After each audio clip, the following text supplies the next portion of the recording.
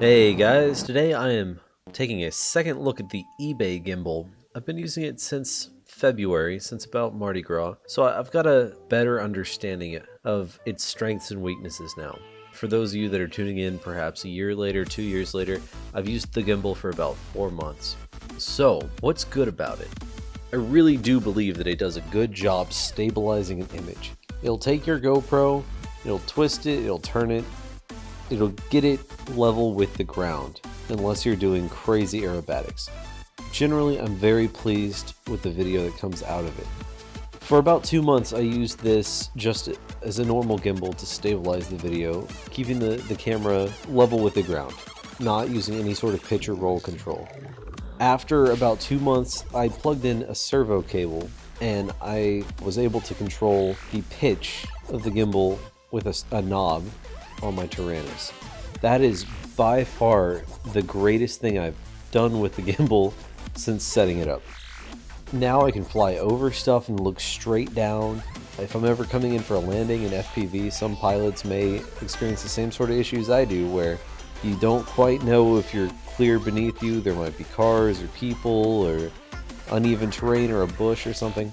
With this, that's not an issue anymore. You just angle it straight down. It's all taken care of. And it's really simple to set that up too. It's a single wire.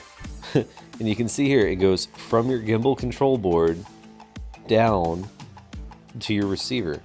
And then you just set it up on the receiver side, however you want it to work. The cost is a major benefit to this too. If you look up other gimbals, like Taro and whatnot, you're looking at $200 plus in general. $200, $300, $400 to get a very similar level of quality. For some people, it might be worth it. If you're an aerial photography professional, it certainly might be worth it. But as a recent college graduate, budget is the name of the game for me. So $50 to $60, it's kind of pricey, but it's a good upgrade for my application. It'll get your videos from sort of a hobbyist level to almost a professional level, provided that you know how to take those shots. And in fact, I'm so pleased with the quality of the stabilized video that I would submit to you that it might be a good way to save some money. A lot of people spend a lot of money on, say, the NASA M Lite flight controller versus a cheaper but still new like Naze 32 or KK board, because the NASA M Lite can use GPS, or the NASA M Lite is more stable. There is a lot of merit to the concept of using initially stabilized footage with a gimbal. Like if you have a more stable platform and then you stabilize it even further with a gimbal, of course your video will be better. However, at a hobbyist level, I think you could probably just get away with using a $25 Naze 32 with a $50, $60 gimbal and spend about $85 total to get a smooth video, versus the setup that I'm running right now, which is a NASA M Lite with GPS, which is $170, and the gimbal, which was $60, for a total of $230. That's almost 3 times the cost. If I had 2 setups that were identical, except for one was running a Naze 32 and one was running a NASA M, if they both had that gimbal on it, I don't think you'd be able to tell the difference between the 2 aircraft's video quality. I really don't. So if you're trying to build budget, that might be a tip for you. So let's move on to what's bad about it. First and foremost, it shakes at the least opportune times. Sometimes I'm taking beautiful video with it, and other times I just can't get it to freaking stop shaking.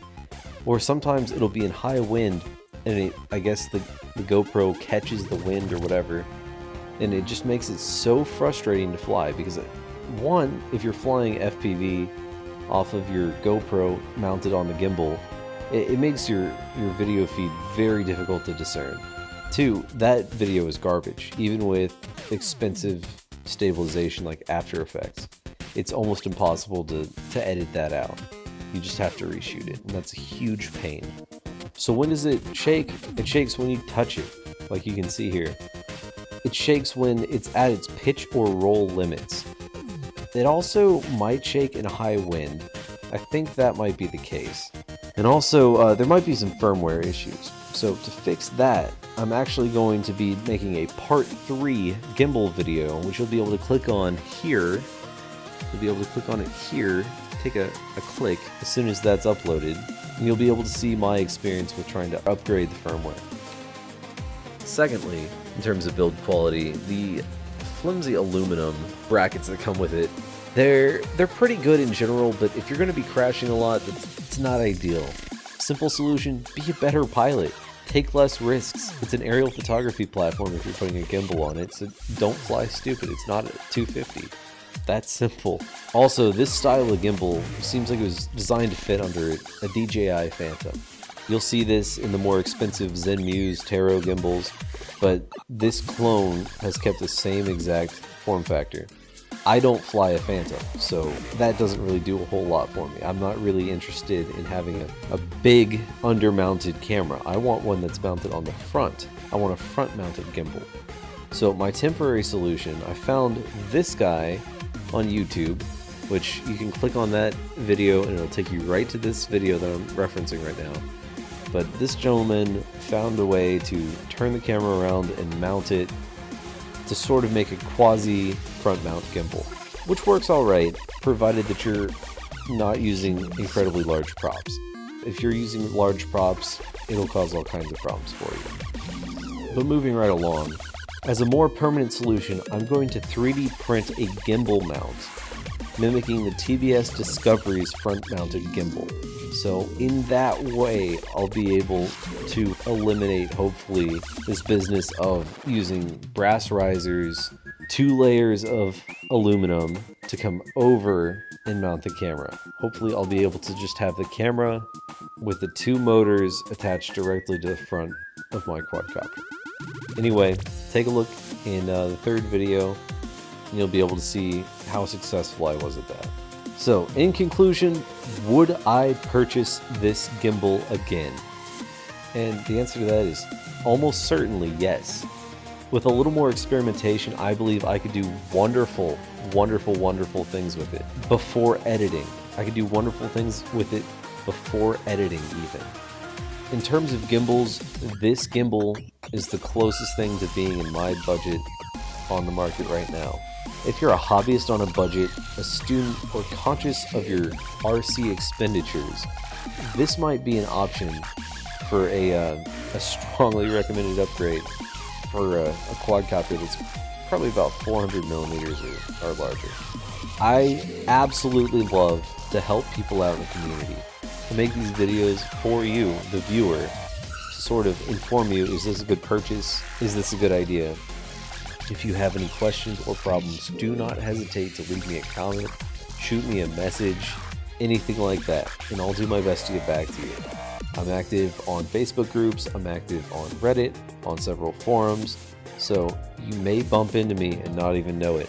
Anyway, I'd love to hear from all of you, and I hope you have a great day. Don't forget to check out Gimbal Part 3 and Gimbal Part 1. Alright, bye.